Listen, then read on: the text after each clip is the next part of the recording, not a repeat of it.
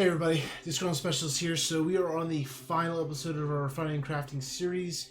We are covering furnishing. It's one of the skills I really haven't built up yet, just because it seemed more of like when I had a home and it was in game, we'd get into it. But I did kind of review some of the patterns we hadn't learned yet, and just kind of built some notes on for your gathering and crafting when you are ready to work on this. Once again, the series is really geared towards people who are just getting started the game. I wanted you to be able to understand what you're expecting when it comes to doing the different crafting, different gathering requirements that will be put on you to level whatever you want to level. So the last thing here is furnishing. We're going to start with the ash stain. So the ash stain by itself, not too bad. Charcoal is pretty easy. 2 of any wood, take it to the smelter, burn it, gives you charcoal. So this is essentially 20 green wood right here, not excluding any bonuses. And then 4 wheat solvent, which you'll be deriving from chests. You just have to, it's one of the refining components that just comes from chests out in the world. So make sure if you are about to do this, you are saving these. There are other stains that come in later, but for right now, this is what we're working with. The other one is going to be oil and a weak solvent. It's going to be maple stain, and so on and so forth. So just know that you'll be doing different types of stains throughout the game. And then there's really 2 subsets of furnishings that I'm seeing here for the most part.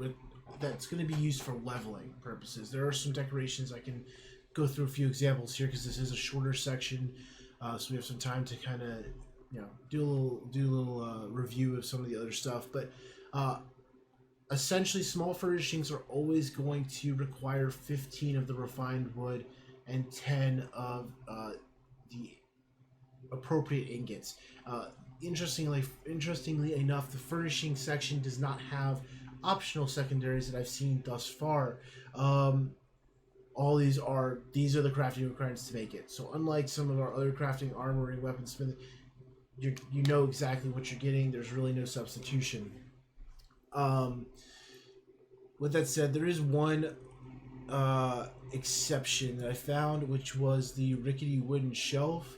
And for that one, we did get, for a small furnishing, 5 additional timber, but it also cut the iron ingots down by 5. So it seems to be pretty balanced. We're still dealing with 25 total mats. It's just this, and plus the stain. It's just the split changed for that. So, but across the board, we're looking at basically, so wall shelves have a different split, but we have basically 15-10 across the small furnishings. Even when we get to a tier 2 with the wood planks and the star metal, and then oak stain, we have yet again a 15-10 spread. So just plan for 15 and 10. If you're making small furnishings, usually either you'll be equal or ahead if you're making some of the ones that have a different distribution. For large furnishings, we are dealing with 30-15. That seems to be the standard ratio with 2 stain. There is one exception that I found in here, which was 35 and 10. So once again, the ratio changed, but the total number of our actual refined mats did not. So that is something to keep in mind. I believe it was, there it is, maple dresser. So it was 35 lumber, 10 steel, and then our maple stain.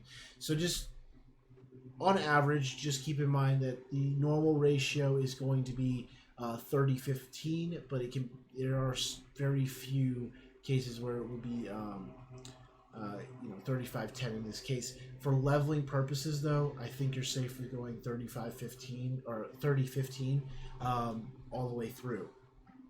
And then once you want to craft like specifics, you'll know, I want that, and you'll be able to check the mats on it. And then there are decorations. These ones seem to be kind of just all over the place because they are specific. Everything is different. Everything is unique to the particular decoration. So as you're doing these, you're going to have to assess those on a case-by-case basis. Weak incense is a trophy, I believe. So that it's only one of each map, but those are all a variety of mats from different professions and gathering. And then we have our log chest, which is a larger item, once again following the 30-15 rule. It does require a room holding though. And then maple stain. So as I said, it was going to take oil and weak solvent. It'll take even more weak solvent, so just keep that in mind. Oak stain is going to be potent solvent, so we're now moving up one in oil. And then we have mahogany stain, which is pure solvent, yet again a higher tier refining agent, and oil. And then I believe that is, yep, that's it. So just keep that in mind. Your solvents are going to be your money makers in furnishing, because you have to have them. You will need mining for oil, but these are what's going to get expensive over time, because you're just using so much of it to craft these stains. I mean, it does make 10 of them, so that's great, but still, you're going to be using quite a bit. That's basically furnishing. There's really not that much with furnishing. A lot of the recipes are learned by drops and you salvage them. So I have a few extra ones, but I think over time there's going to be a lot more different, a lot more variety of choices for what you decorate your home with. But I think for leveling purposes, right now, a 30-15 and a 30-15 and then a 15-10 for the smaller items is going to benefit you the most. And then you can, once you get it leveled up, you can make your decision from there. So that's about it. That's furnishing. It was a really short section to wrap up the series.